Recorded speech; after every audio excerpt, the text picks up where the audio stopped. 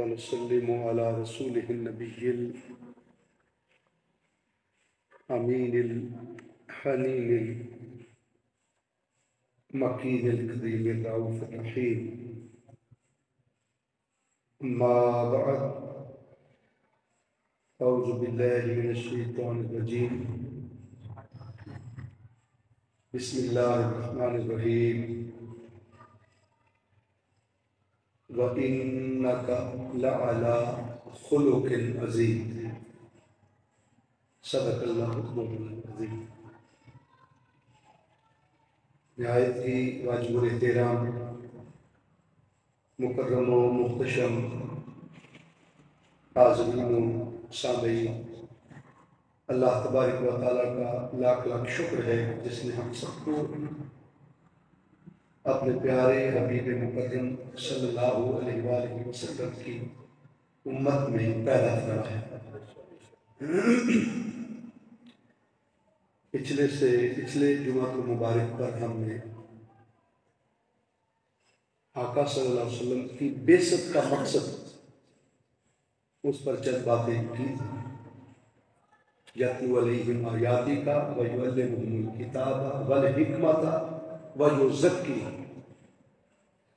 اور ویزکیہم میں چونکہ تزکیہ حاصل ہی تب ہوتا ہے جب بندے کی اخلاقی تربیت ہو، اور اخلاقی تربیت کے لیے آقا صلی اللہ علیہ وسلم تشریف لائے، اور حضور صلی اللہ علیہ وسلم کی بعثت کا مقصد ہی ہمارے اخلاق کو سنوارنا. اور میں نے اناؤنس کیا تھا کہ انشاءاللہ خلق کے جو 3 درجے ہیں اور خلق کی جو قسمیں ہیں وہ انشاءاللہ نیکسٹ جمعے پر بیان کریں گے. تو آج انشاءاللہ اخلاق کے درجات اور خلق کی قسمیں اور بعثت محمدی صلی اللہ علیہ وسلم کا مقصد کیا تھا اس پر یہ گفتگو جاری ہے. چونکہ بعثت کے بنیادی 4 ایسپیکٹس میں نے پچھلے جمعہ کے مبارک پر بیان کیے تھے، تو آج ان میں سے جو ایک ہے وہ یزکیہم، تزکیہ نفس، اور انسان کے اندر کا تزکیہ، باطنی تزکیہ اور باطنی صفائی ہوتی ہی اس صورت میں ہے کہ جب انسان کی اخلاقی تربیت مکمل ہو، انسان کے اخلاق سمجھ جاتا. اور اخلاق یعنی خلق، اس کا تعلق صرف جو ہے وہ زبان کے ساتھ ہی نہیں ہے کہ کوئی یہ خیال کرے کہ اس کا تعلق زبان کے ساتھ ہے اور بندہ زبان سے میٹھا بولے تو شاید اسی کا نام اخلاق ہے. ایسا نہیں ہے. خلق ہر عضو کے ساتھ تعلق رکھتا ہے، ہر عضو کے ساتھ بھی اور ہر عمل کے ساتھ بھی اخلاق کا بیسک تعلق ہوتا ہے. اور انسان اپنے اخلاق ہر عمل کے ساتھ جب تک ان ریلیٹ نہ کرے اور وہ ریلیٹڈ نہ ہو جائیں ہر عمل کے ساتھ، تو ہر عمل کو اخلاق نہیں سنوارنا تھا. دیکھیے نماز جیسا عمل ہے تو نماز کے بھی اخلاق ہے، اس عمل کے بھی اخلاق ہے.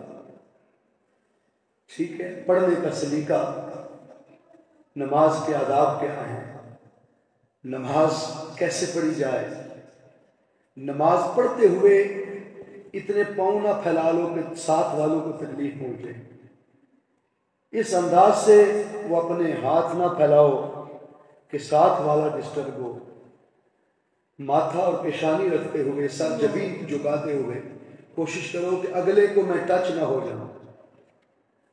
تو اپنے آپ کو نماز کے اندر بھی سمیٹ کے رکھنا یہ بھی نماز کا اخلاق ہے. تو ہر عمل کے اندر بھی اخلاق ہوتے ہیں، ہر عضو کے اندر بھی اخلاق ہوتے ہیں. بہت سارے لوگ یہ سمجھتے ہیں کہ شاید خلق صرف زبان سے ہی میٹھا بولنے کا نام ہے. اور ہاتھ سے بے شک کسی کو نقصان پہنچاتے جائیں، پاؤں کی ٹھوکر سے کسی کو اڑاتے جائیں، اور اپنے ہاتھوں سے کسی کے مربے اور زمین جو ہے اس پر قبضہ کرتے جائیں، تو یہ تو سب بدخلقی کے دائرے میں ہے۔ لہٰذا اخلاق کا تعلق ہر عضو کے ساتھ ہے، ہر عمل کے ساتھ ہے، اور زندگی کے ہر گوشے اور ہر حصے کے ساتھ اخلاق کا تعلق۔ اس لیے میں نے آقا صلی اللہ علیہ وسلم کی آمد کا جو مقصد تھا اور حضور کی بعثت پاک کا جو مقصد ہے، اس پر یہ 2 جمعے، پچھلے سے پچھلا جمعہ اور یہ جمعہ، میں نے حضور صلی اللہ علیہ وسلم کی بعثت کے مقصد پر اسپینڈ کیے۔ اور میں آج حدیث پاک سے اس کا آغاز کروں گا کہ بعثت پاک کا مقصد کیا تھا، کیونکہ پیچھے تھا ربنا وابعث فیہم رسولا منہم، ابراہیم علیہ السلام کا مولا ہمارے درمیان مبعوث فرما، ان کی بعثت ہو، اور بعثت کے 4 ایسپیکٹس میں نے بیان کیے، یتلو علیہم آیاتی کا وَيُعَلِّمُهُمُ الْكِتَابَ وَالْحِکْمَةَ وَيُزَکِّیہم۔ آج وَيُزَکِّیہم سے آگے کہ تزکیہ کیسے ہو، اسی طرح جیسے اخلاق کا تعلق ہر عمل کے ساتھ ہے، تزکیہ کا تعلق بھی ہر عمل کے ساتھ ہے۔ عمل شفاف، صاف اور ستھرا نہیں ہو سکتا جب تک اس عمل کا بھی تزکیہ نہ ہو، اور اس عمل کے اندر ستھرائی، صفائی پیدا نہیں ہو سکتی۔ کہتے ہیں کوئی عمل بڑے صاف ستھرے طریقے سے کرنا، احسن طریقے سے بجا لانا، اس کے اندر کوئی سکم نہ رہے، کمزوری نہ رہے، کسی کو بات کرنے کا موقع نہ ملے۔ آپ ٹیبل پر پلیٹس بھی رکھیں تو ایسی ترتیب سے رکھیں، اور ان کو صاف کر کے رکھیں، اس کو ٹیشو لگا کے رکھیں۔ یہ بھی سلیقہ اخلاق ہے، یہ بھی تزکیہ کے ساتھ تعلق رکھتا ہے۔ اور رسول اللہ صلی اللہ علیہ وسلم نے وہ جو فرمایا کہ صفائی نصف ایمان ہے، صفائی اس سے مراد فقط جھاڑو والی صفائی نہیں ہے، اس سے مراد اندر کی صفائی بھی ہے، اس سے مراد آپ کی نگاہ کی صفائی بھی ہے، اس کے مراد آپ کے کانوں کی صفائی بھی ہے، اور کانوں کے صفائی سے مراد وہ ہائیڈروجن ڈال کر وہ صفائی نہیں، آپ کی سماعت اتنی خوبصورت ہو، آپ کی سماعت کا معیار اتنا اونچا ہو کہ آپ کو گانا بجانا اچھا نہ لگے، آپ کو فحش چیزیں اچھی نہ لگیں۔ یہ کانوں کی صفائی ہے، یہ سماعت کی صفائی ہے۔ آپ کی نگاہ کوئی بری چیز دیکھے تو اس کو برا سمجھے، آپ کی زبان برائی سے روکنے والی بن جائے اور اچھائی کی ترغیب دینے والی بن جائے۔ یہ تزکیہ ہے۔ یہ بعض لوگ سمجھتے ہیں کہ صرف اندر ہی اندر بندہ اس تزکیہ کو، صفائی کو رکھے، ایسا نہیں ہے۔ آپ کا وہ تزکیہ جب تزکیہ نفس ہو جائے تو پھر آپ سے صادر ہونے والا ہر عمل اس تزکیہ کے پیش نظر صاف ستھرا اخلاق کے دائرے اور اخلاق کے پانی سے دھلا ہوا ہے۔ ہم انشاءاللہ شان اور فضائل کے موضوعات بھی لیتے رہیں گے، لیکن اخلاقی تربیت جو ہے معاشرے کی، اصلاحی جو پہلو ہیں امت کے، اس پر زور دینے کی آج بڑی ضرورت ہے، کیونکہ اخلاقی اقدار اتنی گر گئی ہے کہ آج کسی کو بیٹا MSc کر کے بھی اگر اس کو ماں باپ کو بلانے کے آداب نہیں ہیں، ان کو معاشرت نہیں آتی کہ پڑوسیوں کے حقوق کیا ہیں، ہم ان سے بولنا کیسے ہے، ان کے ساتھ رہنا کیسے ہے، چلنا کیسے ہے، اٹھنا بیٹھنا کیسے ہے، کھانا پینا کیسے ہے، آداب کیسے ہے۔ تو ہمارا زیادہ تر کلچر کیا ہے، آپ دیکھتے ہیں بچے جب برگر کھانے جاتے ہیں برگر پوائنٹ پہ، ان کی MSc آپ کو وہیں نظر آ جاتی ہے، ان کا MPhil اور PhD اسکالر ہونا آپ کو وہیں نظر آ جاتا ہے کہ اگر ان کو کھانے کے آداب بھی وہاں نہیں آ رہے ہیں، اور ایک طرف وہ کھا رہے ہیں اور دوسری طرف وہ بوٹنگ کر رہے ہیں، اور یہ انداز ہے۔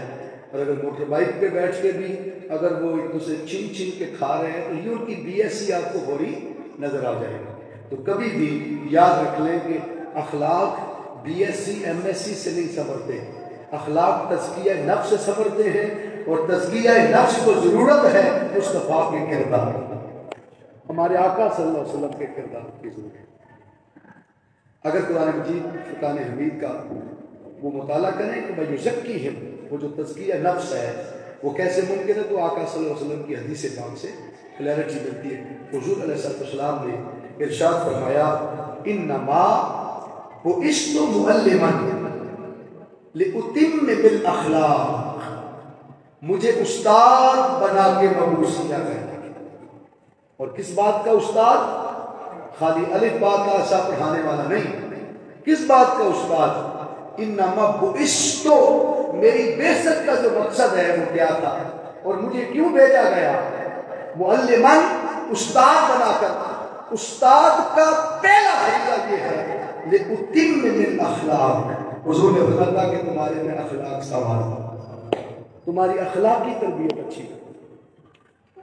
استاد دیکھے، استاد کا ٹائٹل مل جانا، استاد کا لیبل مل جانا، آفیشلی اگر کوئی گورنمنٹ کی طرف سے آپ کو لکھ دیتا ہے کہ یہ آج کے بعد ٹیچر ہے، ہم نے استاد بھرتی کر لی ہے، تو استاد کبھی بھی بھرتی ہونے سے استاد نہیں بن جاتا.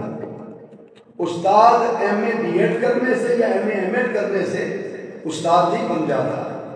استاد اس وقت استاد بنتا ہے جب اسے نوجوان نسل کی اخلاقی تربیت کرنے کی ذہن نصیب ہو، جب لوگوں کو سدھارنے لگ جائے، سنوارنے لگ جائے. اس لیے اسکول کالجز میں انسان کو تعلیم کے ساتھ ساتھ اخلاقی تربیت کی ضرورت ہوتی ہے.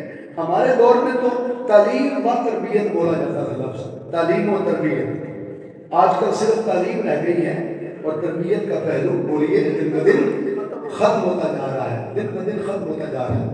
تربیت کا پہلو ختم ہوتا جا رہا ہے. اس لیے آج اس کو فوکس کرنے کی ضرورت ہے. استاد صرف تعلیم سے نہیں بنتا، استاد اس دن بنتا ہے کیونکہ یہ ایک ڈیزگنیشن ہے، یہ ایک منصب ہے، اور اللہ منصب کسی وصف کی وجہ سے دیتا ہے. منصب کسی وصف کی وجہ سے ملتا ہے، کسی خوبی کی بنیاد پر بس انسان کو ڈیزگنیشن اور منصب دیا جاتا ہے.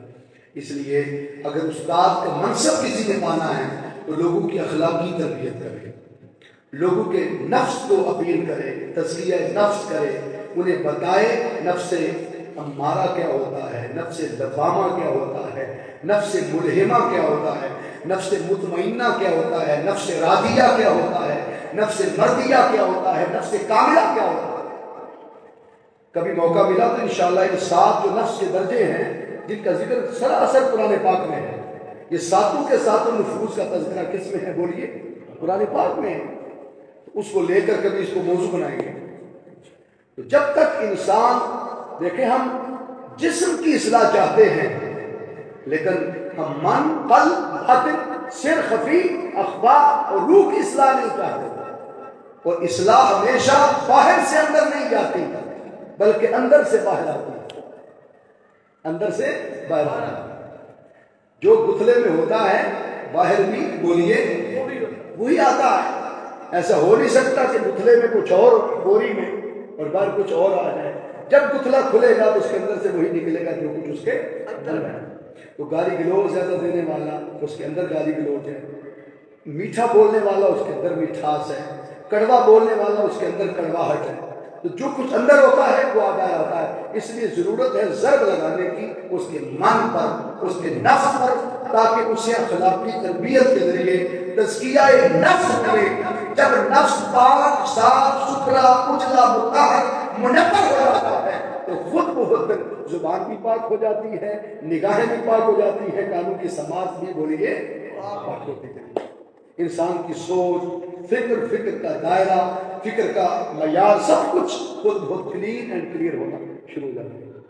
شرط یہ ہے کہ اندر دھلے، اور اندر دھل نہیں سکتا جب تک ہمارے اخلاق سدھر سکتے، جب تک ہماری اخلاقی تربیت نہ. اس لیے آج میں نے یہ موضوع رکھا.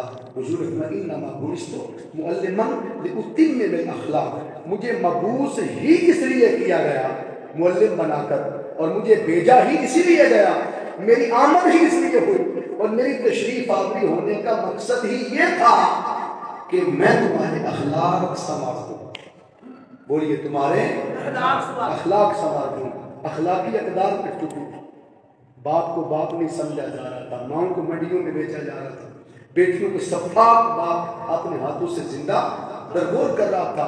معاشرے کے اندر لڑائیاں جھگڑے اس قدر تھے کہ کسی قبیلے کا گھوڑا پہلے پانی پی لیتا تالاب سے تو 100 سال تک جنگ چھڑ جاتی. اگر کسی کا گھوڑا جیت میں آگے بڑھ جاتا، ہارنے والا 140 سال تک جنگ چھیڑ دیتا. اور کسی شاعر نے کیا خوب لکھا، کبھی پانی پی لے پلانے پہ جھگڑا، کبھی گھوڑا آگے لے جانے اور دوڑانے پہ جھگڑا. تو یہ جھگڑے تھے اس معاشرے میں. پھر قتل ہوتے دونوں طرف قبائل، پھر ذبح ہوتے اور پھر خوب لڑائی جھگڑے اور فسادات. یہ سب غیر اخلاقی اقدار تھیں آقا صلی اللہ علیہ وسلم کی آمد سے پہلے.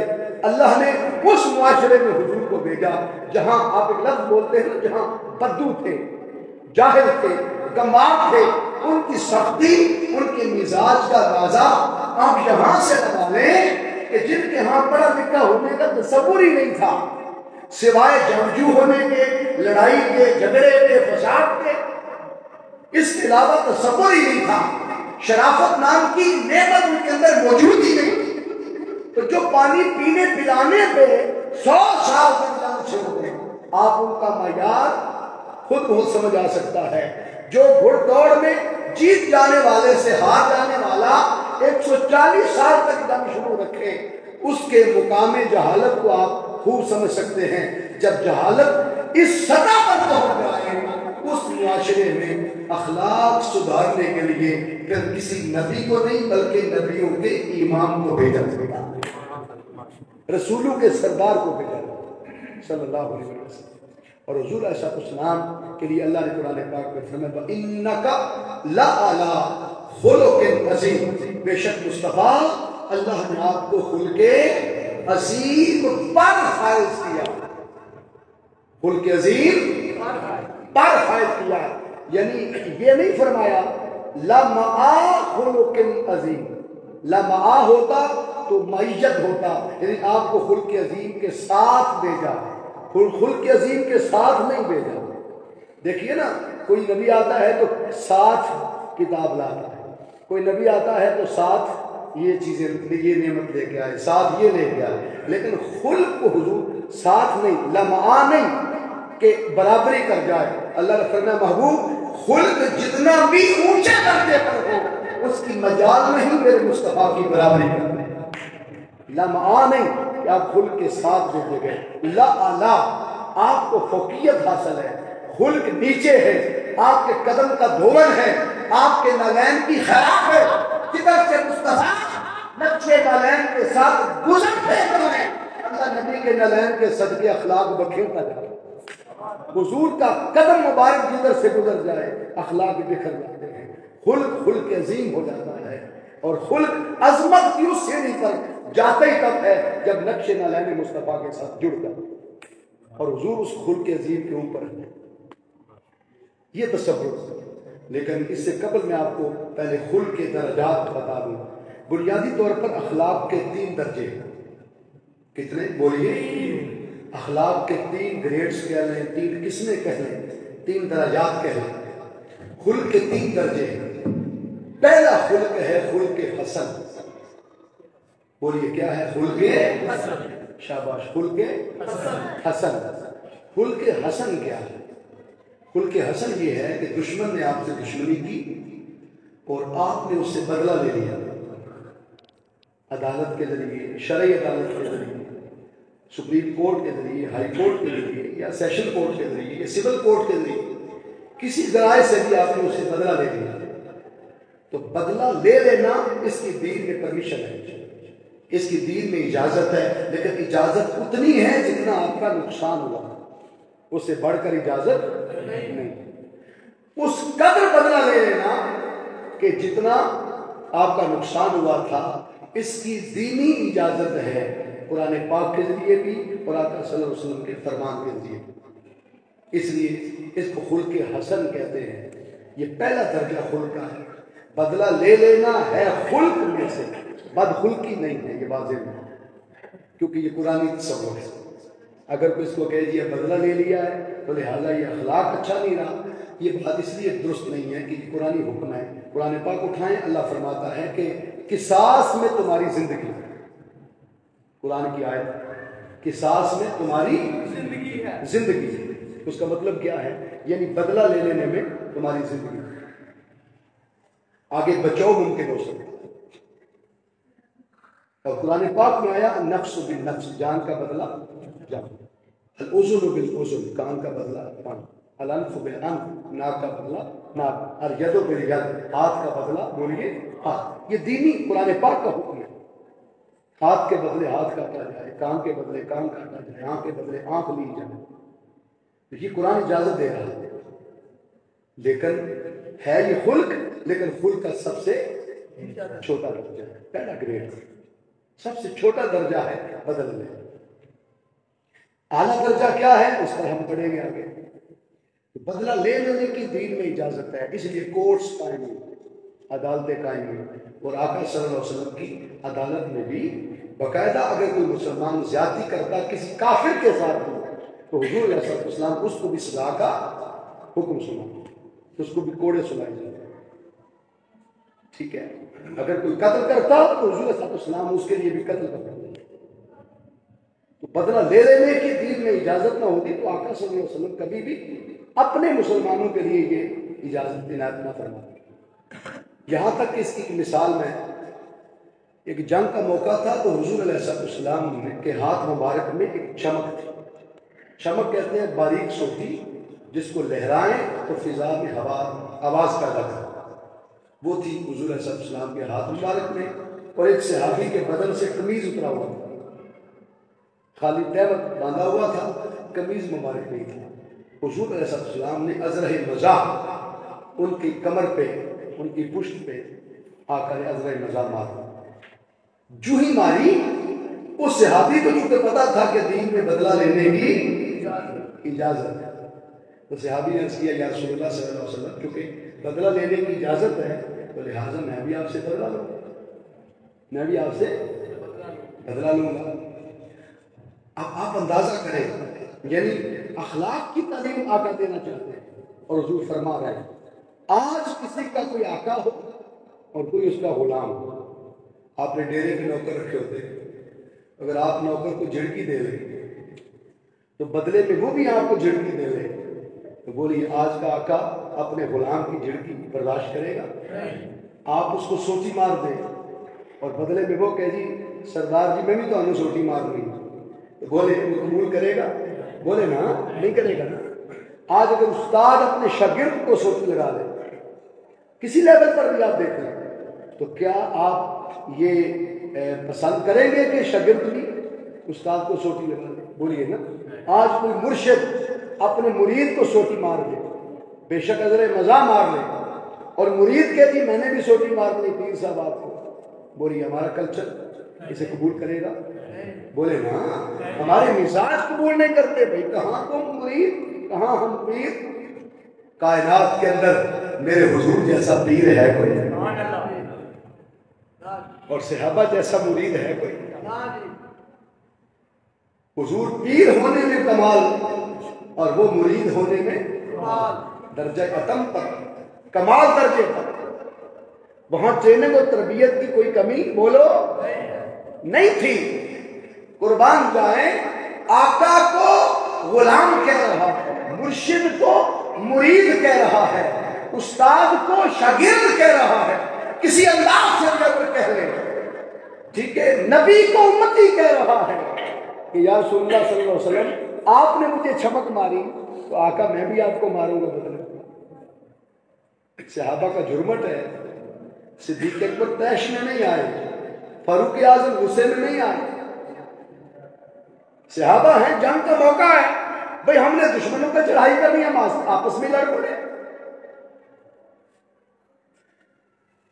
ایک طرف یہ اسلوب بیان ہوگا باقاعدہ سرے میدان، اور پھر جنگ کا ماحول ہے، جنگ کا موقع ہے۔ جب یہ بات کہی ایک صحابی نے، آقا صلی اللہ علیہ وسلم کیونکہ جانتے تھے کہ خلق حسن میں بدلہ دینے کی اجازت ہے، تو یہ خلق کا پہلا درجہ ہے، خلق حسن۔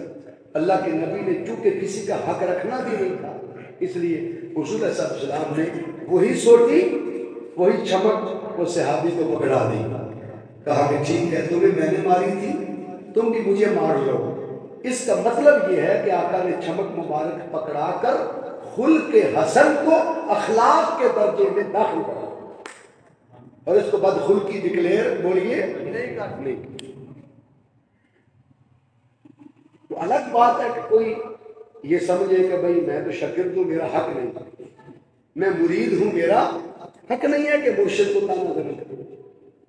لیکن دین نے وہ جو ایک ہی صف میں کھڑے ہو گئے محمود و ایاز, نہ کوئی بندہ رہا نہ کوئی نواز, اس لیول پر انسان کی انسانیت کو برادرہڈ کو لانا پڑا.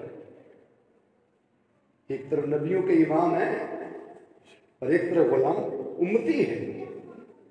حضور فرما دیتے بھائی تم امتی ہو میں نبی ہوں, تمہارا حق نہیں ہے لیکن قربان جائیں, کیونکہ اللہ کے نبی صلی اللہ علیہ وسلم نے اخلاقی تربیت کرنا تھی, ٹریننگ دینا تھی, اور انما بعثت معلما لاتمم الاخلاق کا درس دینا تھا. اس لیے تاجدار کائنات کی ذات اقدس سے کائنات کے اندر کوئی خلق بن نہیں سکتا جس کا تعلق وجود مصطفیٰ کے ساتھ ہو. وہ خلق نہیں بن سکتا. اس لیے خلق کا خلق ہونا بھی حضور سے ریلیونٹ ہونا ضروری. اس لیے آقا صلی اللہ علیہ وسلم نے چمک کرا دی. صحابی نے عرض کیا حضور جب آپ نے مجھے ماری تھی تو آپ کے بدن میرے بدن پر قمیض نہیں تھا, آپ کے بدن پر بدن مبارک پر قمیض ہے, لہٰذا آپ بھی قمیض مبارک اتاریں تو پھر پورا بدلہ حق تو پورا صحیح پھر ادا ہوگا. اب ان کے ذہن میں کیا چل رہا تھا وہ ایک الگ میٹر ہے, لیکن حضور علیہ السلام خلق حسن کی ترویج کے لیے پورا برابر کا بدلہ چکا رہے ہیں. سر میدان حضور نے اپنا قمیض مبارک اٹھا دیا. وہ نبی جن کی ولادت کے لمحے بی بی آمنہ فرماتی ہیں میں نے دیکھا تو سفید ململ کا لباس مصطفیٰ کے بدن پر, وہ شرم و حیا کے پیکر نبی کہ جن پر کسی بشر کی آنکھ اس وقت تک نہیں پڑی جب تک حضور علیہ السلام کے بدن مبارک پر سفید ململ کا لباس نہیں کرا. جنت کا لباس نہیں آتا. وہ شرم و حیا کے پیکر نبی آج سر میدان اپنا قمیض مبارک جبہ مبارک اٹھا دیا. جب جبہ مبارک اٹھا کے یہاں تک لائے نا, کمر مبارک تو ننگی ہو گئی لیکن چہرہ پاک پہ کپڑا آ گیا, حضور نے اٹھا کے رکھا. صحابی نے دیکھا کہ آنکھوں پر کپڑا مبارک آ گیا, وہ دوڑ کے چمک دور پھینکی اور پیچھے آ کے حضور کے کندھوں مبارک اور شانوں کے درمیان مہر نبوت تھی. وہ صحابی نے محمد کا نام چوم لیا صلی اللہ علیہ وسلم. حضور کا نام مبارک چوم لیا, حضور کا نام مبارک چوم. یہ جو ہونٹ ہے نا ہونٹ, ان سے چوما جاتا کیونکہ لکھا ہوتا ہے محمد رسول اللہ صلی اللہ علیہ وسلم, اور مہر نبوت کو اگر دیکھیں اس کی ترتیب یہ ہے کہ سب سے نیچے اس میں محمد ہے صلی اللہ علیہ وسلم, اوپر منصب رسول ہے, سب سے اوپر اس میں اللہ ہے, اس میں جلال ہے. یہ ترتیب ہے. اور دنیا کی کوئی زبان کوئی لینگویج اس کی ڈبل آواز ختم کر دی. اس کی جو یہ جو ہے نا دنیا کی کوئی زبان وہ نیچے سے اوپر کو نہیں ہے اور اوپر سے نیچے کو بھی نہیں ہے. لینگویج ایسے ہوتی نہیں. اردو دائیں سے بائیں لکھی جاتی ہے, فارسی پرشین اور عربی بھی بولیے دائیں سے بائیں لکھی جاتی ہے, انگلش بائیں سے دائیں لکھی جاتی ہے, چائنی میں کوئی زبان لے لیں یا دائیں سے بائیں لکھی جائے گی یا بائیں سے دائیں لکھی جائے گی. ہر زبان دائیں سے بائیں بائیں سے دائیں لکھی جائے گی, نیچے سے اوپر اوپر سے نیچے کو کوئی لینگویج نہیں لکھی جاتی. لیکن آقا کی مہر نبوت 23 سالہ جو نبوت کا دور تھا, مہر نبوت جہاں لگوائی جاتی یہاں پر اور انگوٹھی مبارک بنوائی جاتی, اس پر ترتیب یہی ہوتی تھی کہ حضور کا اسم مبارک پیچھے, منصب اوپر رسول, سب سے اوپر اسم اللہ. مہر نبوت کا نقش اگر مل جائے وہ سب نے دیکھا ہوگا کہ یہ مہر نبوت ہے. سب سے نیچے آقا صلی اللہ علیہ وسلم جب بھی کسی بادشاہ کے نام خط لکھتے تو خط لکھواتے صحابہ سے تو مہر نبوت لگا دیتے اوپر, کیونکہ ہاتھ سے ایک لفظ اور ایک حرف بھی ثابت نہیں لکھنا, مہر لگا دیتے. اس مہر نبوت سے پیغام یہ جاتا کہ ڈائریکٹ کوئی کافر بھی اللہ سے ملاقات کا نہ سوچے کہ میرا تعلق ڈائریکٹ اللہ سے ہو جائے. نہیں, تمہارا کام ذات محمد سے ملنا ہے، وہ رسالت کا فیض چڑھا کر تمہیں اللہ سے ملا دیں گے۔ یہ ترتیب سکھائی اللہ سے ملاقات کی۔ تو مہر نبوت کو چوما۔ عباس نے یہاں پر اعتراض کیا کہ جی چونکہ مہر نبوت میں اس میں اللہ بھی تھا، اس میں اللہ چوما ہوگا، اس میں اللہ چوما ہوگا، دونوں نام جو آتے ہیں محمد رسول اللہ صلی اللہ علیہ وسلم، تو ہو سکتا ہے صحابی نے اس میں اللہ چوما۔ اس پر میرے شیخ الاسلام میرے استاد ڈاکٹر محمد طاہر القادری مدرج اللہ علیہ فرماتے ہیں یاد رکھ لیں کہ اللہ کو چوما جانا ممکن ہی نہیں ہے۔ اللہ فرماتا ہے میں چومے جانے سے پاک ہوں، چومے جانے سے پاک، کیونکہ اللہ کا ایک ہی ذاتی نام ہے، اور وہ کیا ہے؟ بولو اللہ۔ اللہ ذرا بولیے اللہ۔ کسی کے ہونٹ ملے آپس میں جڑے؟ اور اس میں اللہ کے دو قاعدے ہیں، جب شروع کے حرف پہ زیر آئے تو باریک پڑھا جائے گا، اور اگر صبر اور پیش آ جائے تو پور پڑھا جائے گا، یعنی ہونٹ گول کرنے پڑیں۔ جتنے ہونٹ گول پڑیں گے اتنا خوبصورت اس میں اللہ ادا ہوگا، اور جتنے گول کریں گے اتنے ہونٹ ایک دوسرے سے دور ہو گئے، جدا ہو گئے۔ اور چوما جانا کب ہوتا ہے؟ جب ایک ہونٹ دوسرے ہونٹ سے مس کرے، مل جائے۔ اب کہیں ذرا اللہ، کسی کے ہونٹ ملے؟ نہیں ملے نا، تو کیونکہ اللہ چومے جانے سے پاک ہے۔ وہ کہتا ہے میری ذات بھی، چونکہ ذات محسوس نہیں، چوما اسے جاتا ہے جو محسوس ہو، جو محسوس ہو، ہونٹوں کو مس کیا جائے اسے چوما جاتا ہے۔ لہٰذا میرا نام اور میری ذات چومے جانے سے پاک ہے۔ کوئی نہ میری ذات کو چوم سکتا ہے، نہ میرے ذاتی نام کو چوم سکتا ہے۔ اب ذرا کہیں محمد کتنی بار ہونٹ ملے؟ دو مرتبہ ملے۔ عاشق لوگ کہتے ہیں کہ اللہ نے کہا جو مجھ سے چوم کر پیار لینا چاہتے تھے نا، میں نے اپنے چومے جانے کی محبت بھی نام محمد بھی رکھ دی ہے۔ محبوب کے نام کو دو بار چوما اس لیے رکھا، تو دو بار چوما ہے، اس لیے حضور کا نام ہی چوما تھا، کہ چوما جاتا ہی نام محمد صلی اللہ علیہ وسلم، تو آقا کا نام مبارک چوم لیا۔ لیکن ایک طرف خلق حسن کی اجازت بھی ڈکلیئر کر دی، اجازت بھی دے دی، اور بتا دیا کہ خلق حسن کی اجازت ہے بدلہ لینے۔ یہ پہلا خلق۔ دوسرا خلق ہے خلق کریم۔ دوسرا خلق کیا ہے؟ بولو خلق کریم۔ خلق کریم کیا ہے؟ خلق کریم یہ ہے کہ جس میں دشمن دشمنی کرے، آپ کو دکھ پہنچائے، تکلیف پہنچائے، اللہ نہ کرے آپ کو عضو کاٹ دے، جسم کاٹ دے، کسی کو قتل کر دے، تو بدلہ نہ لینا بلکہ کریمانہ طریقے سے شفقت کرتے ہوئے اسے معاف کر دینا، یہ خلق کریم ہے۔ خلق حسن میں اور خلق کریم میں کیا فرق ہے؟ بولیے بتائیں ذرا۔ خلق حسن میں بدلہ لیا جاتا ہے، جبکہ خلق کریم میں معاف کر دیا جاتا ہے، بدلہ نہیں لیا جاتا۔ جتنا بھی تکلیف پہنچائی گئی، جتنا بھی غم پہنچایا گیا، تو خالی معاف کر دینا یہ خلق کریم ہے۔ یہ کیا ہے؟ بولو خلق کریم ہے کہ آپ نے دشمن کو معاف کر دیا۔ اور خلق کریم کے لیے سورہ آل عمران، سورہ آل عمران اس کی آیت نمبر 134 اگر پڑھے، اللہ قرآن پاک میں فرماتا ہے کہ متقین کی علامات میں سے ایک علامت ہی یہ ہے والعافین عن الناس۔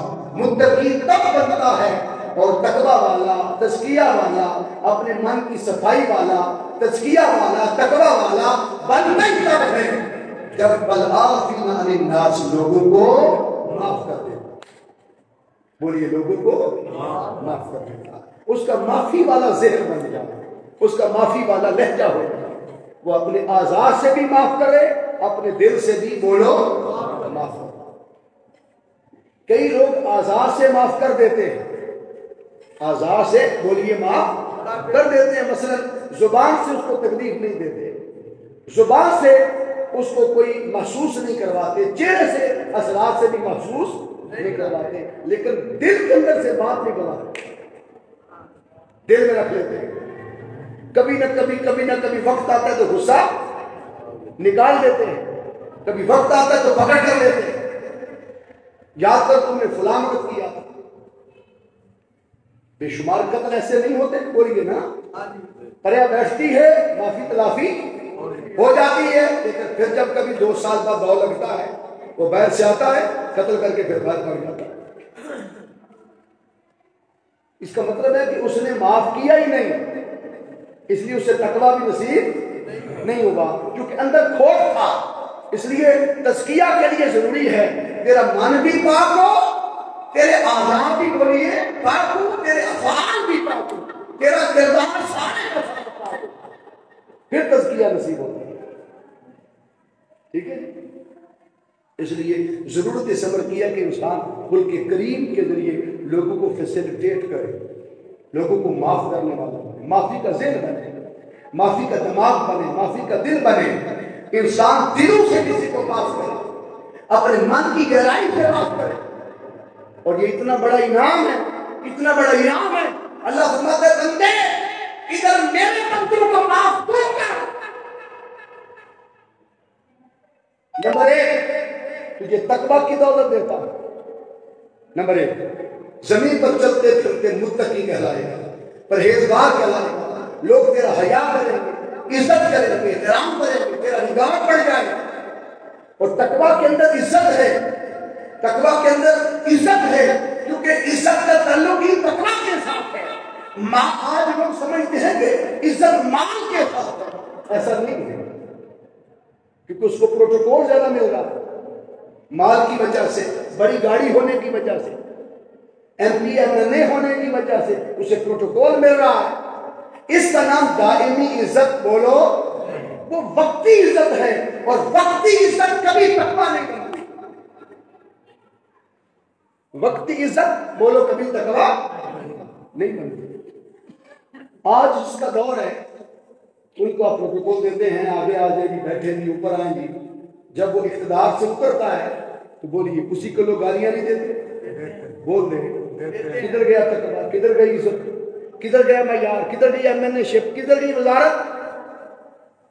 اس کا مطلب ہے کہ وہ دائمی عزت بولو نہیں تھی, وہ ہمیشہ کی عزت نہیں تھی, وہ وقتی عزت تھی. اس لیے وقتی عزت کے پیچھے نہ بھاگو.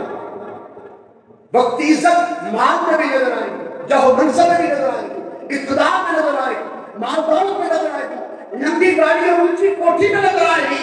وقتی عزت مربع زمین میں نظر آئے گی, کوٹھیوں کاروں اور گھروں گاڑی میں نظر آئے گی.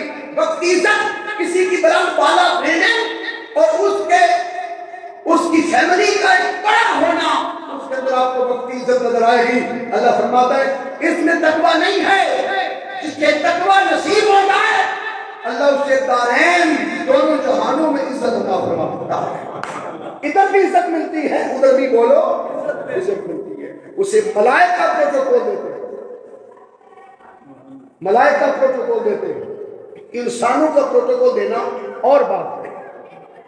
اسے فرشتے جو خود پاکیزہ ہیں, تزکیہ والے ہیں, تقدیس والے ہیں, پاکی والے ہیں, وہ تیرے پروٹوکول کے لیے کھڑے کر دی جاتے ہیں, حتیٰ کہ خود اس کو صاحب نور بنایا جاتا ہے. قرآن مجید اٹھائیں, اللہ فرماتا ہے کہ قرآن مجید کے اندر یوم تری المؤمنین والمؤمنات یسعی نورہم بین ایدیہم وبایمانہم بشراکم اليوم. قیامت کے دن آپ مومن مردوں اور مومن عورتوں کو مصطفیٰ دیکھیں گے, جب وہ چلیں گے ان کے دائیں بھی نور چل رہا ہوگا, ان کے آگے آگے بھی نور دوڑ رہا ہوگا.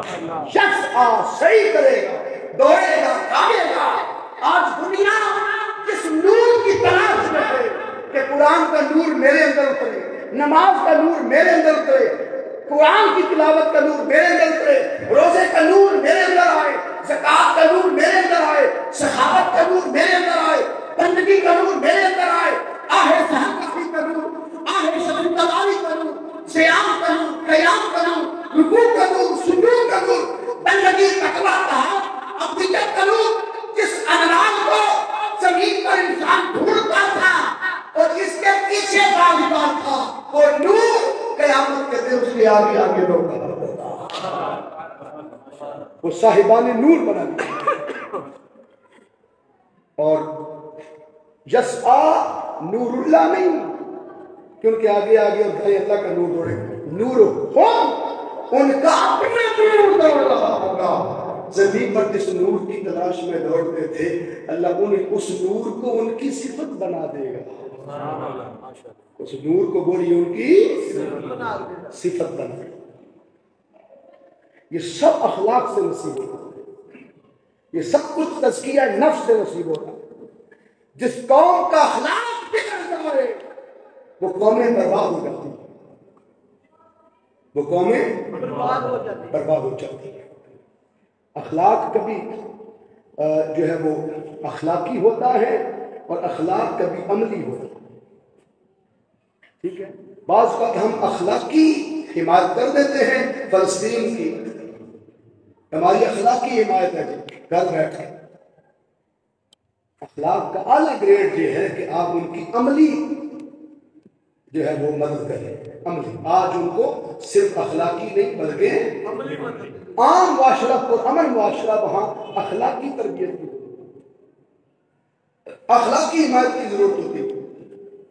آپ پڑوسیوں کا بچہ بگڑتا دیکھیں، اس کو اخلاقی طور پر سمجھا دیں، اس کی ٹریننگ کر دیں، اس کو اچھا کر دیں، محلے داروں کو اچھا کر دیں، یہ اخلاقی حمایت ہے۔ لیکن اگر آپ جنگ کا موقع ہو اور حالت جنگ ہو اور آپ اس وقت کہیں گے ہم اخلاقی طور پر گھر بیٹھ کے ساتھ ہیں، تو دین اس کو پسند بولو۔ اگر پسند کرتا ہوتا تو موسیٰ علیہ السلام کی قوم نے کہا تھا ہم اخلاقی طور پر ساتھ ہیں، اخلاقی انکار بولو اس قوم نے نہیں کیا تھا۔ انہیں کہا تھا کہ ہم اخلاقی طور پر ساتھ ہیں، ساتھ نکلنے کو تیار بولو، لڑنے کو تیار نہیں ہے۔ کلمہ آپ کا ہی پڑھیں گے، اخلاقی طور پر آپ کے ساتھی رہیں گے، کہیں گے ہم موسیٰ کے ساتھی ہیں علیہ السلام، فرعون کے ساتھی نہیں بنیں گے، لیکن عملاً نہیں نکلیں گے۔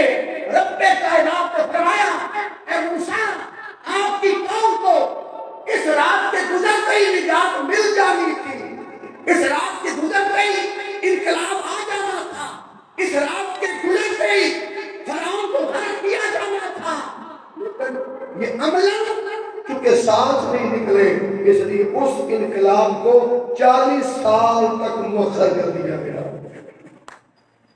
وہ معاشرے جو تبدیلی چاہتے ہیں، وہ معاشرے جو بدلنا چاہتے ہیں، وہ معاشرے جو اچھا نظام چاہتے ہیں، وہ معاشرے جو چاہتے ہیں ہماری اقتدار اچھی ہو جائے، ہمارے اخلاق سمجھ جائے، ہماری جوان سمجھ جائے، ہمارے بزرگ سمجھ جائے، ہماری عورتیں سمجھ جائے اور بے حیائی ختم ہو، معاشرے کے اندر سے گندگی ختم ہو، غلاظت ختم ہو اور گندا کلچر ختم ہو جائے، اس معاشرے کو عملاً اپنے اخلاق کو لے کے معاشرے کے لیے اور اعلیٰ نظام کے لیے نکلنا پڑتا ہے، بحثیت قوم مجتمع ہونا پڑتا ہے، اکٹھے ہونا پڑتا ہے، ساتھ دینا پڑتا ہے، کندھے سے کندھا ملا کے آگے بڑھنا پڑتا ہے۔ 1965 کی جنگ کیوں جیتے تھے؟ کیا اخلاقی ہمدردی تھی صرف؟ ہمارے لوگ بم باندھ کے عملاً ان کے ٹینکوں کے نیچے چلے گئے، پھر ٹینک بھی آج آپ کے پاس موجود ہے، وہی چھنے ہوئے ٹینک، اور آپ جیت بھی گئے تھے۔ تو پریکٹیکلی چاہیے، قربانیاں مانگتا ہے۔ اگر صحابہ بھی کہتے ہیں حضور ہم اخلاقی طور پر ساتھ ہیں، تو کوئی جنگ جیت سکتے تھے؟ عملاً نکلنا پڑتا ہے۔ فرشتوں جیسی دعا کسی کی ہو سکتی ہے؟ پاک ہے نا، صاف ہے، پاکیزہ ہیں فرشتے، بولو صاف ستھرے ہوتے ہیں فرشتے۔ وہ کہہ دیتے مولا ہم آسمانوں پر بیٹھ کر دعا کر دیتے ہیں، قبول تو نے کرنی ہے لہذا تو قبول کر، یہ غزوہ بدر میں جیت جائیں گے، ہم دعا کرتے ہیں۔ جبریل جیسی دعا کس کی ہے؟ آقا میں جبریل دعا کرتا ہوں، اللہ نے فرمایا نہیں اے جبریل 1000 پھر 2000 مزید 3000 فرشتے باقاعدہ بڑھتی پہن اور تلواریں لے کر جنت سے میدان میں اترو، عملاً اترو، پھر ان کی گردنیں کٹ کے گر جائے گی۔ دین فرشتوں جیسی ہستیوں کو بھی عملاً میدانوں میں اتارتا ہے تو قوموں کی کامیابی ہوتی ہے۔ ایسی فرشتے تو گئے تو ٹر نہیں گئے، بولو فرشتے تو بہت پاک تو نہیں ہو گئے، جبریل علیہ السلام تو بہت پاک تو نہیں ہو گئے، اللہ نے تو جب موقع آیا تو جبریل جیسی ہستی کو بھی میدان میں اتارا، تلوار پکڑا، وردی پہنا کے۔ علامہ اقبال رحمۃ اللہ علیہ کہتا ہے، اقبال کہتے ہیں کہ فضائے بدر پیدا کر، فرشتے تیری نصرت کو اتر سکتے ہیں گردوں سے کتار اندر کتاب۔ وہ فضائے بدر کیا ہے؟ صحابہ نے کی حضور تلواریں کوئی نہیں لڑنے کے لیے، ہمارے پاس پہلا مار کے حق و باطل ہے، ہمارے اکثر کے پاس تلواریں کوئی نہیں، ہاتھ خالی ہیں۔ اللہ کے نبی نے فرمایا آج کھجور کی ٹہنیاں اتار لو، کیا ہوا جو تلوار نہیں ہے، محمد کا کردار تو ہے نا، تمہاری تربیت تو ہے نا، ایمان تو مضبوط ہے نا۔ تو جنگیں ہتھیاروں سے نہیں لڑی جاتی، جنگیں ایمان کی طاقت سے لڑی جاتی، ایمان طاقتور، ایٹمی قوت ہو کے بھی آج ساتھ دینے کا اعلان عملاً نہیں کر سکتے، ایمان کی کمزوری۔ ایمان طاقتور ہو، ایٹمی قوت نہ بھی ہو تو ساتھ دینے والے بولو ساتھ دے جاتے ہو، دے رہے ہیں۔ جو مجاہد لڑ رہے ہیں ان کے پاس کون سے ایٹم بم ہیں ان کے پاس ایٹم بم، لیکن لڑ رہے ہیں ایمان کی طاقت سے لڑ رہے ہیں۔ جہاں مسلمانوں کو اسلام کو مجتمع ہونے کی ضرورت ہے۔ دوستان زیت شام کی ہے خلق کریم، جس میں معاف کر دیا، کیا کر دیا جائے؟ اس پر میں ایک آقا صلی اللہ علیہ وسلم کی حیات طیبہ سے مثال دے دوں، خالی معاف کرنا، خالی معاف کرنا دشمن کو، یہ خلق کریم ہے۔ ہندا، کون؟ ہندا، ابو سفیان کی بیوی، اس نے ہمارے آقا صلی اللہ علیہ وسلم کا کلیجہ، حضور کے چچا حضرت امیر حمزہ رضی اللہ عنہ کا کلیجہ، حضرت امیر حمزہ رضی اللہ عنہ کا کلیجہ، حضور صلی اللہ علیہ وسلم کو یہ چچا بڑے عزیز تھے۔ جب کبھی ابو جہل اور ابو لہب دشمنی کے اترتا تو دفاع تاجدار کائنات کا حضرت امیر حمزہ کرتے تھے۔ اور آج بھی مدینہ پاک کے گورنر حضرت امیر حمزہ رضی اللہ عنہ، آج بھی سوڈانی لوگ بدھ کی شب وہاں گزارتے ہیں اور اپنی منتیں لے کر حاضر ہوتے ہیں۔ پوری زندگی تاجدار کائنات ہر سال احد کے میدان میں سالانہ عرس پر خود خفا جاتے ہیں، اور بخاری شریف کے حدیث میں کہ 8واں سال تھا ان کے سالانہ شہادت کا، آقا نے ممبر رکھوایا، صحابہ کو خطاب کیا، اور صحابہ کہتے ہیں خطاب یوں فرمایا کہ جیسے حضور زمین کے اوپر والوں کو بھی خطبہ دے رہے تھے، زمین کے اندر والوں کو بھی خطبہ دے رہے تھے۔ عرس پر باقاعدہ ارینج کیا گیا ممبر شریف کا، حضور نے خطبہ دیا، اور اس وقت قبرستان کھڑے ہو کر احد کے میدان میں ان کے مزارات میں کھڑے ہو کر آقا نے اعلان کیا آج مجھے امت کی طرف سے شرک کا خطرہ نہیں ہے۔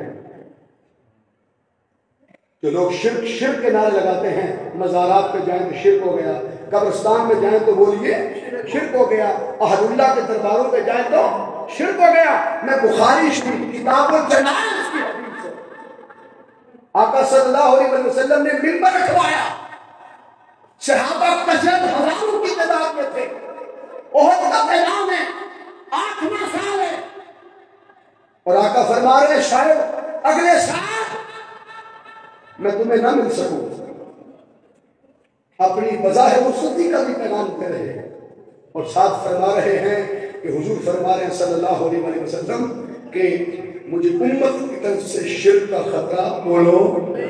یہ مسجد نبوی کی حدیث نہیں ہے، یہ شہیدوں کے مزار کی حدیث ہے، ان کے دربار پہ کھڑا ہو کے حضور نے فرمایا میں شرک کو جڑ سے کھینچ گیا، کوئی نبی صفائے ہستی سے شرک کو نہیں مٹا سکتا۔ آقا فرماتے ہیں میں نے شرک کو ختم کر دیا۔ حضور شرک ختم کرنے کی بشارت دے رہے ہیں، اور کتنے نادان ہیں جو پکڑ پکڑ کے امت کو پھر مشرک بنا دیں۔ شرک ہار گیا، آقا فرماتے ہیں تو یہ جیت گئی، اور نبی نے فرمایا کسی نبی نے یہ کام نہیں کیا سوائے میرے، کہ میں نے شرک کو جڑوں سے ختم کر دیا ہے. پھر 2 خدشے حضور نے ظاہر کیے کہ میری امت دنیا داری میں اور حوث پرستی میں مبتلا ہو جائے. آج ہم دنیا داری میں مبتلا ہوئے ہیں، مال میں، دولت میں، حرص میں، حوث میں. جس خدشے کا اظہار کیا قوم آج اس میں مبتلا. اس وقت حضور صلی اللہ علیہ وسلم فتح مکہ کے وقت ہندا آئی کہ اے اللہ کے نبی، اگر ہندا آپ کے پاس آئے، کیونکہ نقاب کر کے آئی نا، اگر ہندا جیسی عورت جس نے آپ کے چچا کا کلیجہ چبایا، کیا آپ اسے بھی معاف کر دیں گے؟ اللہ کے نبی نے فرمایا ہاں اسے بھی معاف کر دوں گا. آنکھوں میں آنسو تھے، فرمایا اسے بھی معاف کر دوں. اور معاف کر کے کیونکہ معافی کا اعلان ہو گیا، اس نے چہرے سے نقاب پلٹا، نہیں ہندا. اللہ کے نبی نے فرمایا بس آج کے بعد میرے سامنے نہ آیا کر، مجھے چچا کی یاد آتا، مجھے چچا کی یاد آتا. ایک یہ ہے معافی، اس کو خلق کریم ہے، اعزاز نہیں دی، معافی دے دی نکٹ کر. اور تیسرا خلق ہے، بولو خلق عظیم. بول دے ذرا خلق عظیم. لیٹ آئے ہو بھی بول دے خلق عظیم. یہ سب سے بڑا خلق ہے، عظیم خلق. آپ پوچھیں گے جب معاف کر دینا خلق کریم ہے، بدلہ لینا خلق، ذرا اونچا بول دیں، خلق حسن. معاف کر دینا خلق کریم ہے. اور آپ پوچھیں گے جب معاف کر دینا خلق کریم ہے تو پھر خلق عظیم کیا ہے؟ خلق عظیم یہ ہے کہ دشمن دشمنی کرے اور آپ اسے معاف بھی کر دیں اور کوئی انعام دے کے اس کی جھولی کو بھی بھر دیں، اسے کوئی انعام بھی دے. یہ ہمارے آقا کا خلق ہے، یہ ہمارے وَإِنَّكَ لَعَلَىٰ خُلُقٍ عَظِيمٍ. مصطفیٰ آپ کو خلق عظیم پر فائز کیا گیا. خلق عظیم عظمت والا خلق ہو کے بھی وہ آقا صلی اللہ علیہ وآلہ وسلم کے نالین مبارک کے نیچے. اور خلق عظیم کیا ہے کہ طائف والے پتھر مارے اور مصطفیٰ خالی معاف ہی نہ کرے بلکہ دعائیں دے کے ان کی جھولی کو بھی بھر دے. دشمن مسجد نبوی میں پیشاب کر دے، اللہ کے نبی معاف بھی کرے اور اس کی رہ جانے والی سونے کے دستے والی تلوار بھی واپس کر دے اور اپنے ہاتھوں سے حضور علیہ السلام کھجور کے پتے پکڑ کے صاف کریں اور صدیق اکبر پانی بہائیں اور ساتھ روئیں کہ آقا یہ نوکر کس لیے پالے تھے اگر دشمنوں کی غلاظتیں بھی آپ نے صاف کرنی تھی. تو حضور نے فرمایا یہ مہمان تمہارا نہیں، مہمان ہمارا تھا. یہ خلق عظیم ہے کہ کوئی انعام بھی دے دیا، کوئی تحفہ بھی دے دیا، دعائیں بھی دے دی جائیں. آقا اس خلق عظیم کے پیکر ہیں. کیونکہ اگلا جمعہ مبارک ماہ ربیع الثانی شروع ہو چکا، حضور غوث پاک رضی اللہ عنہ کی بڑی 11ویں شب کا مہینہ ہے. تو یہ 2 ربیع آئے ہیں، ربیع الاول اور ربیع الثانی. ربیع کہتے ہیں بہار کو، ربیع کہتے ہیں بولیے بہار کو. اور بہار کا موسم کیا ہوتا ہے؟ نہ سخت گرمی رہے اور نہ سخت بولو سردی رہے، اسے کہتے ہیں بہار کا مہینہ. اسے کیا کہتے ہیں؟ بہار. اللہ فرماتا ہے باہر کا موسم تو ایسا ہو گیا کہ اب زیادہ گرمی بھی، اس لیے پنکھے بھی بند ہیں، اور زیادہ سردی بھی بولو نہیں ہے کہ آپ نے اوور کوٹ بھی نہیں ابھی پہنے. تو یہ جو اعتدال کا موسم ہے نا، اللہ کہتا ہے کہ مجھے صرف باہر کا موسم ہی اعتدال کرنی چاہیے، تمہارے اندر کی بھی گرمی ختم ہونی چاہیے، تمہارے اندر بھی اعتدال آنا چاہیے کہ نہ اتنی گرمی پیدا کرو اپنے پتے میں کہ ہر بندے کو پٹخا کے مارو، غصے گلے سے ہو جاؤ، ہر وقت لال پیلے ہوتے رہو، طلاق کی طلاق ہوتی رہے اور معاشرہ بگڑتا رہے. اور نہ اتنے ٹھنڈے ہو جاؤ کہ کبھی فلسطین کے لیے نکلنا پڑ جائے تو غیرت جاگے ہی نہ، قرآن کی حفاظت کے لیے اٹھنا پڑ جائے تو غیرت اٹھے ہی نہ، نبی کی نموز کا مسئلہ آئے تو ہم ٹھنڈے ہی پڑے رہے. اعتدال اندر کا موسم بھی اور باہر کا موسم بھی.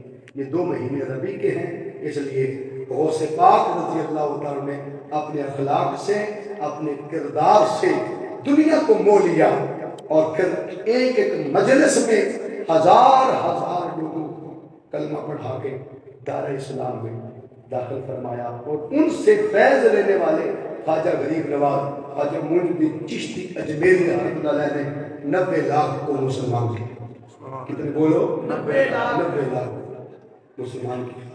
اور آج مجھے لگ رہا ہے کہ ہمارے ہاں بھی کوئی شخص کلمہ پڑھنے کے لیے آگے آگے آ جائے۔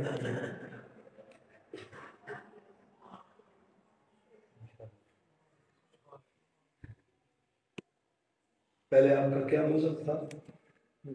ہندو مذہب سے تعلق رکھتے تھے، اور مبارک ہو یہ دائرہ اسلام میں داخل ہوئے۔ انہوں نے تو مجھے کہا تھا کہ مجھے ٹیلی فون کیا تھا کہ مجھے وقت دے دیں، ہمیں آپ نے کیا تھا کہ ہمیں وقت دے دیں، کلمہ پڑھا دیں، بے شک بیٹھ کے پڑھا دیں، یہاں آ کے پڑھا دیں، گھر بلا دیں۔ تو میں نے مناسب سمجھا کہ آپ جمعہ کے دوران آئیں تاکہ وہاں بڑی گیدرنگ بھی ہوگی، شہادت بھی ہو جائے گی، گواہی بھی ہو جائے گی ان کے ایمان کی، اور یہاں ان کو میں نے خود دعوت دی ہے، فون کیا ہے۔ تو ہمارا فرض بنتا ہے وہی اخلاقی تعاون اور عملی تعاون، ایسے نوجوانوں کو حوصلہ دینا، سہارا دینا، اور پھر انشاءاللہ آپ کو کہاں سے تعلق ہے؟ جی سات کا باز ادھر کہاں رہتے ہیں؟ ادھر فتح گڑھ۔ یہ فتح گڑھ ایجنسی آپ کی رہائش ہے وہاں؟ ماشاءاللہ، اللہ تعالیٰ ان کو ان کے ایمان قبول کرنے کو اللہ اپنی بارگاہ میں قبول فرما۔ آپ اجازت دے دیں تو کلمہ پڑھا لیں۔ اس کو الگ بیٹا رکھنا ہے، الگ رکھنا ہے۔ من الشیطان الرجیم بسم اللہ الرحمن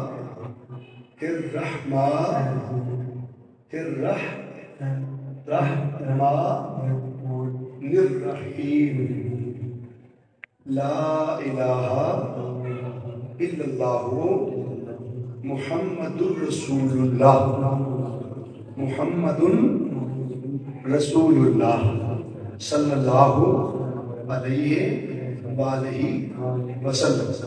اشہد ان لا الہ الا اللہ وحدہ لا شریک لہ واشہد ان محمدا عبدہ ورسولہ۔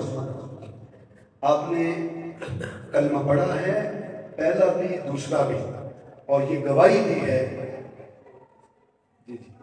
گواہی دی ہے کہ میں آج کے بعد ہندو مذہب کو چھوڑنے کا اعلان کرتا ہوں، بولی، اور دائرہ اسلام کو میں داخل ہونے کو اپنے لیے سعادت سمجھتا ہوں، اور ان تمام جمعہ المبارک کے نمازیوں کی موجودگی اور گواہی میں، جمعہ کے نمازیوں کی گواہی اور موجودگی میں اسلام کو قبول کرتا ہوں۔ میرے اوپر کسی قسم کا کوئی جبر، کوئی تشدد نہیں ہے، میں اپنی مرضی سے آقا صلی اللہ علیہ وآلہ وسلم کے دین کو قبول کرتا ہوں۔ آمنت باللہ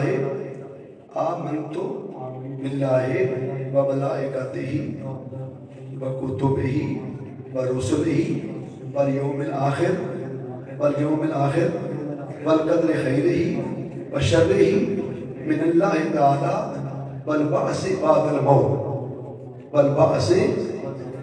الموت۔ میں اس بات پر ایمان رکھتا ہوں اللہ کے جو فرشتے ہیں ان پر بھی، اللہ کی آسمانی کل کتابوں پر بھی، اور تمام رسولوں پر بھی، اور روز جزا پر بھی، اور آخرت کی جزا و سزا پر بھی، جزا اور سزا پر بھی ایمان رکھتا ہوں۔ اللہ میرا رب ہے اور محمد صلی اللہ علیہ وسلم خاتم النبیین ہے۔ ماشاءاللہ، مبارک ہو جی، ایک نعرہ لگا دیں بھرپور۔ نعرہ تکبیر۔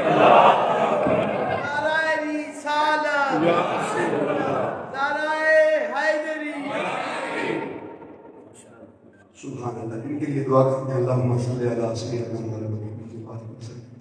پہلے کیا نام تھا آپ کا؟ راج.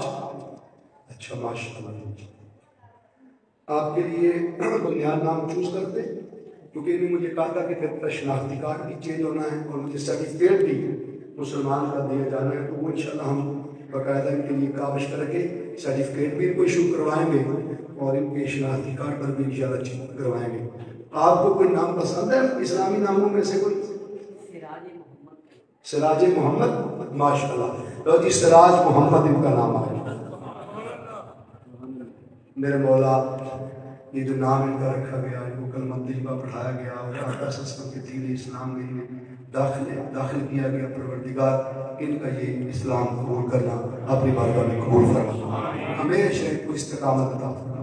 ان کے گرد کے ماحول میں اگر کوئی ان کو اس دین سے اکھیڑنے کی کوشش کرے ان کو توفیق نہ عطا فرما اور ان کو دائرہ اسلام پر استقامت کے ساتھ بڑھتے رہنے کی توفیق عطا فرما. ان کی مدد فرما. ان کے ہر حال پہ رحم فرما. مولا اس وقت یہ پاک صاف ہو گئے ہیں تیرے محبوب کے نام سے. مولا نے آخرت میں بھی پاک صاف رکھنا. ان کے صدقے آج ہماری بھی بخشش فرما. وننزل من القرآن ما هو شفاء ورحمة للمؤمنين صلی اللہ تعالی علی رسول خیر خلقہ محمد. سلطان